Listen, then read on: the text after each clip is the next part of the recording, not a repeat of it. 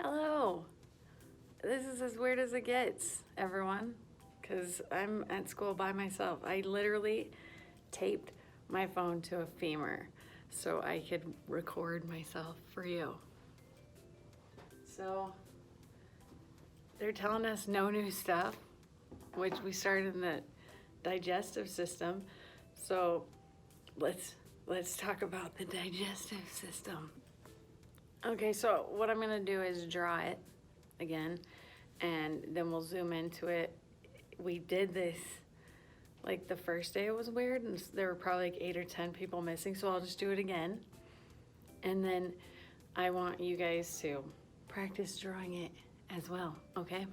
So we start at the top with our weird little profile.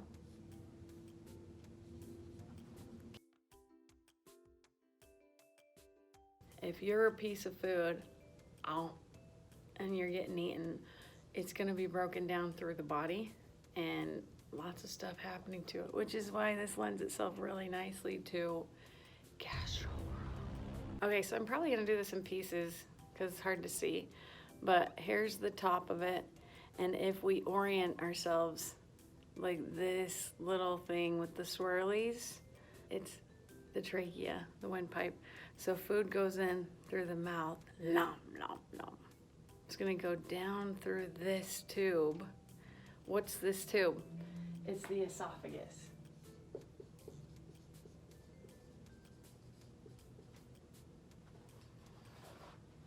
Esophagus. Okay, so the very top of the digestive system is gonna start with your mouth. It's gonna be a place where you chew stuff and you mix it with your tongue, and actually some absorption of carbohydrates starts to happen. And maybe this is where we need to have a nutrition conversation. Okay, starting with macros.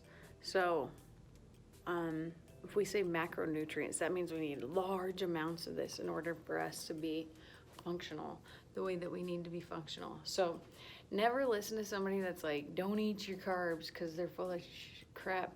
So you need carbs. Carbs are gonna be like fruits and vegetables and whole wheat foods and things like that. So probably the carbs you should stick away from, maybe the carbs they're thinking of are like candy and pop and chips and stuff like that.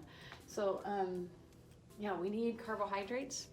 As an energy value, what they have is 4 kilocalories per gram. So if you remember from our medical math, when we put together a paperclip baby, each little paperclip, the regular size ones are 1 gram. So for every little paperclip of carbohydrate that you get, you're getting 4 calories. So if I'm eating, say, this cutie,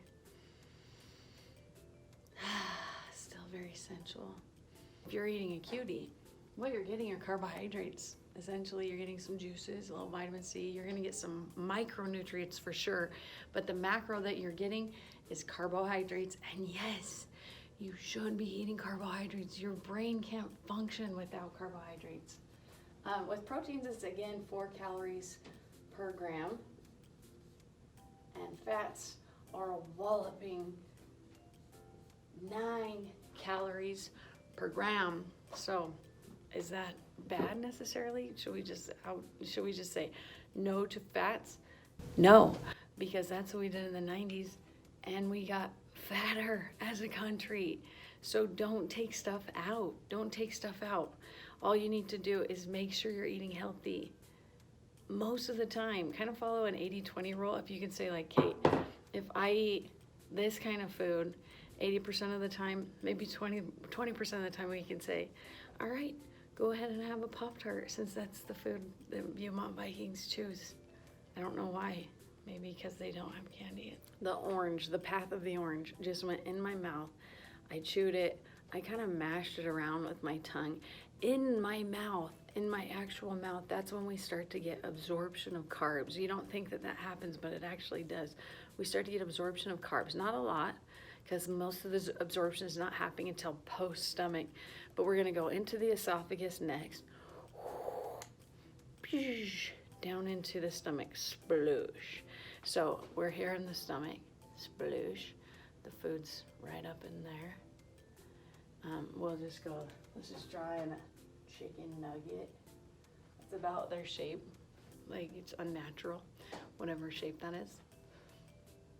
In the stomach, if you didn't chew it all the way, which some of us need to take small bites and chill, but if it gets to the stomach, then it's gonna land in the acid, and the stomach is just gonna go to work churning that food, churning it. So we've got like the muscle inside the stomach, squishing it, and the acid breaking it down. So we had a little bit of mechanical digestion happening in the mouth with mastication, with the tongue movement, with the saliva that comes out.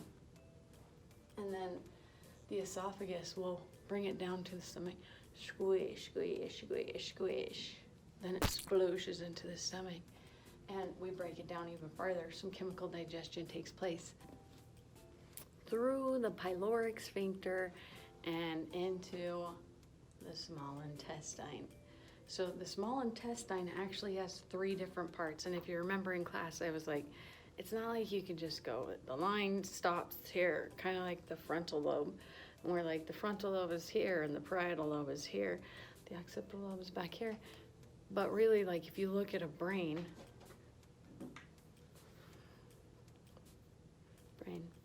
if we look at a brain, we can't see like, oh, well, this little sulcus is the line for the frontal lobe. We can basically go like general areas, but that's how I'm gonna go with this. There are 3 different parts.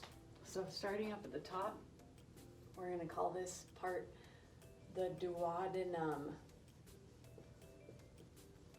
A lot of absorption happening in the duodenum because, and actually in the small intestine, remember that we have finger-like projections that are like bringing the food down, and they act as absorption areas. Like if we take away the villi, whoosh, there's not a lot of surface area. If we have villi, whoa, lots more surface area. Okay, second section is the jejunum. And we end in the ileum sections of the small intestine. So I'm just gonna keep breaking it up like that, and then we'll go to the large intestine next. Okay, so now we're to the large intestine. So this should be review, but if you've missed maybe the past couple of days because you're coughing or perhaps corona'd out, yikes. Your ascending colon, and then this transverse section is called the transverse colon. So just kind of think like, whoopsie, can't write S's. Transverse. We've got the descending colon, and that's followed by the sigmoid colon. And then we've got the rectum, which is a storage area for waste, and the anus. Get out of the way. That's the digestive system. Oh, I forgot there's a little thing hangs off the large intestine. I don't think it's that big a deal to have one, frankly. But just so you've heard it, it's an appendix.